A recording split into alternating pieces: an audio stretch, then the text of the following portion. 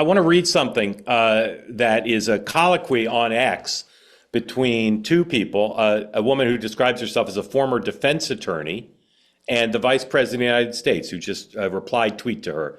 This is a woman named Janine Yonis.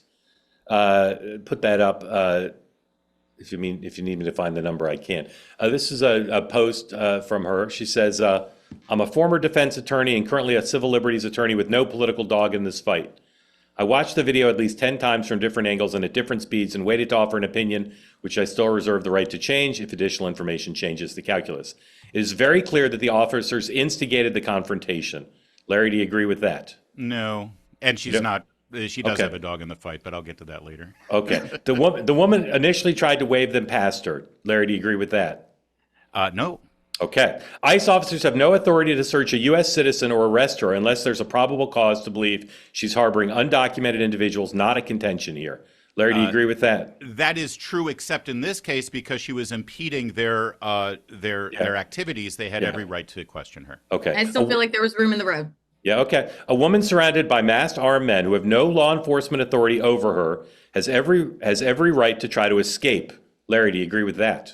Well, yeah, in a vacuum, yes, you're surrounded by masked men. Of course, you want to get out of there, but that's not. But is she allowed? But is she allowed to escape? These weren't random masked men. These were federal law I'm enforcement asking you in this instance. Is this lawyer correct? No, she did not have the right to escape because she knew they were law enforcement, and she was compelled to comply with their lawful orders. Video shows her steering wheel is turned to the right, clearly an attempt to leave without hitting anyone and steer clear of the officer standing towards the front of her car. That is incorrect. I don't need to ask Larry. Their officer had time to step to the side, which is where he was when he shot her. Not true. Even a real police officer would not have had the right to shoot her for trying to flee. This is well established in the case law. Deadly force may not be used simply to prevent someone from getting away. Given that ICE officers had no law enforcement authority to begin with, and the video footage shows she was trying to escape a perceived threat, not to kill anyone, the crime, and she's referring to the crime of the ICE officer, is all the more inexcusable. Okay? So that's what she said. Here's the vice president taking time from his busy day to respond. And his thesis statement, his opening statement, is very typical of our vice president. "This is preposterous," he says. "First of all, she's not waving the officers through and has no right to do so, even if she were. She's waving another car through before the officers approach her car. That is correct. Second, the officers are not randomly searching her. They are approaching her vehicle because she is violating the law. Namely, she is obstructing a law enforcement operation. That is correct.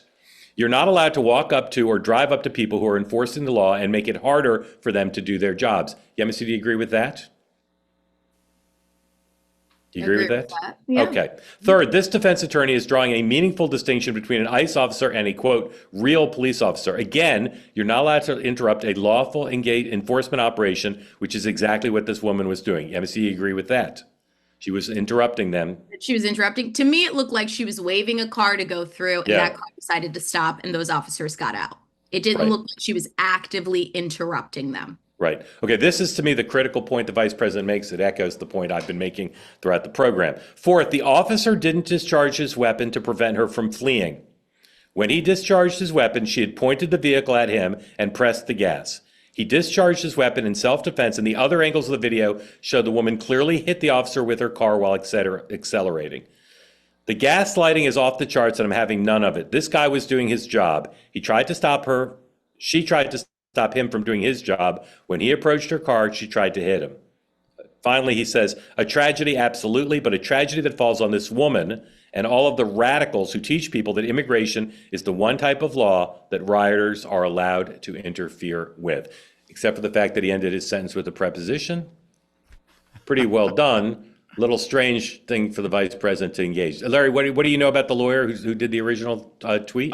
She represents an anti-Arab discrimination organization that is linked with supporting the Palestinian cause. So I do think that she tends to take up more liberal causes. To say that she doesn't have a dog in the fight, I think, is probably not entirely accurate.